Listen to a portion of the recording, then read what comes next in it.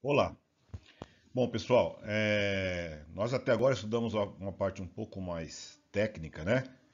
E eu pretendo entrar agora numa parte um pouco mais teórica da economia, tá bom? Mas vamos fazer um apanhado aí para vocês conseguirem entender a ligação entre a parte técnica e teórica, tá legal? Bom, a gente começou falando da estrutura do balanço patrimonial, que nada mais é entender tecnicamente a empresa, o ativo, o passivo, para ver se a empresa tem condições de investimento, tem sobra de valor a curto prazo, ou se a empresa tem que fazer empréstimo para investir e assim por diante. Do modo geral, foi assim que a gente aprendeu analisando balanço, né? E a gente falou sobre a parte do ciclo de caixa, né? Conversão de caixa, que é analisar o caixa da empresa, entender os créditos que eu tenho para receber com o fornecedor, né? O tempo que eu tenho de produção, ou o tempo que o dinheiro fica um pouco parado na mão da gente, a parte final de crédito, o tempo que eu tenho para receber esses valores. Então, aí, esse período em que o prazo que eu tenho para começar a pagar os fornecedores, o prazo que eu tenho que eu dou de prazo para o cliente me pagar, né? E o prazo que eu tenho para pagar os meus, desculpa, para receber dos meus clientes, né? A soma desses prazos é que gera o meu ciclo de caixa. Então eu entendo, o momento que eu tenho que começar a desembolsar é quando eu tenho que começar a pagar o fornecedor, né? E o momento que eu vou começar a receber é quando acaba o prazo que eu dou para os meus clientes me pagarem, tá bom? E ainda nesse meio tem aquele tempo de inatividade, que é o meu tempo, às vezes, de produção, o tempo que eu estou executando o serviço, para chegar aí no. Aí eu fecho o meu ciclo de caixa, tá bom? A gente falou a parte de administração do capital de giro, então quer dizer, tendo esse ciclo de caixa, sabendo o período em que eu preciso de dinheiro à disposição e que eu não posso ter um retorno, eu tenho que analisar a administração desse capital que eu tenho em mãos, né? Então eu sei a parte de saída e entrada de dinheiro. Aí eu mostrei para vocês aí calcular a taxa interna de retorno, a TIR, né? E mostrei para vocês também calcular a emitir, que é a taxa interna de retorno, considerando a inflação e o reinvestimento do dinheiro, né? E a gente falou um pouquinho sobre, da parte de inflação, porque a inflação afeta esse retorno que a gente vai ter, né? Esse percentual da taxa interna de retorno, tá? E fizemos os nossos cálculos práticos aí, né? Aprendemos a fazer isso no Excel, na 12C. Então, essa é a intenção, tá? Bom, a ideia agora é que o ingrediente a mais que temos aí é a economia do país, né?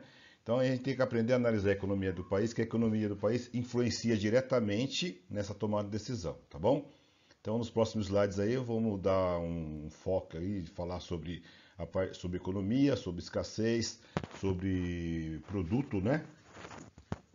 E eu separei uma videoaula de cada um desses itens aí, peguei na internet e acrescentado com essa videoaula vocês vão conseguir entender a parte teórica aí daqui para frente. Obrigado. Bom, pessoal, assistam a essa videoaula aí sobre economia, né, explicando o que é economia. E vamos entender como que ela influencia aí.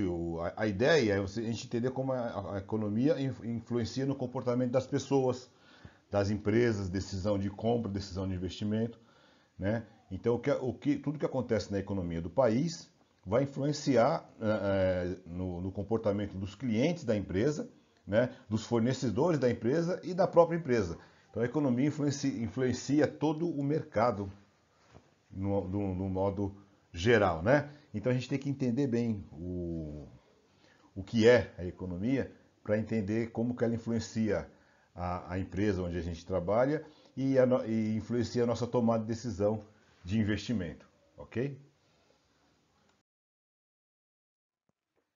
Bom, nesse vídeo vocês vão entender o que é escassez, né?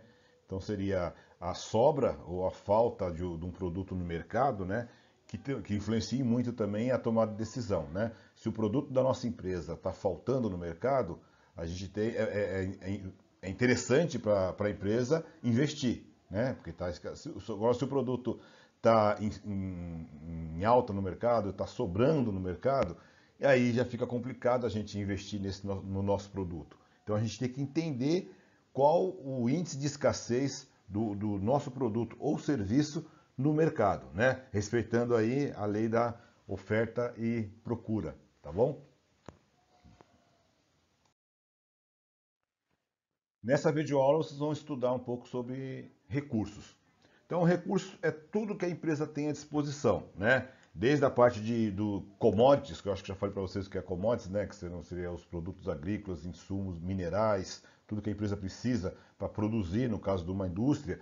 Mesmo uma empresa de alimentícia precisa do alimento em si. Então, o comportamento da economia no que tange aos recursos do país, né? Então, até o que está acontecendo na agricultura, o que está acontecendo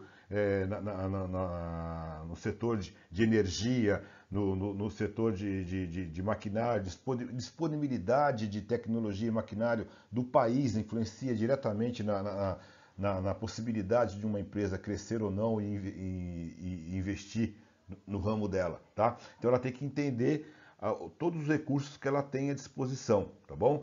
Então, isso leva em consideração até as pessoas também, a mão de obra especializada que ela pode precisar e assim por diante, tá bom?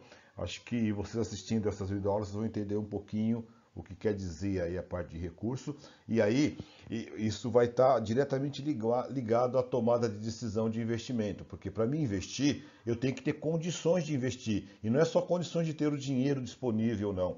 Eu tenho que entender se a minha empresa consegue trabalhar aquele tema, aquele serviço, vender aquele produto, porque ela tem que ter também os insumos, ela tem que ter condições de produzir ou condições de prestar o serviço, tem que ter mercado para isso, tá? Então ela tem que ter os recursos para conseguir funcionar, tá bom?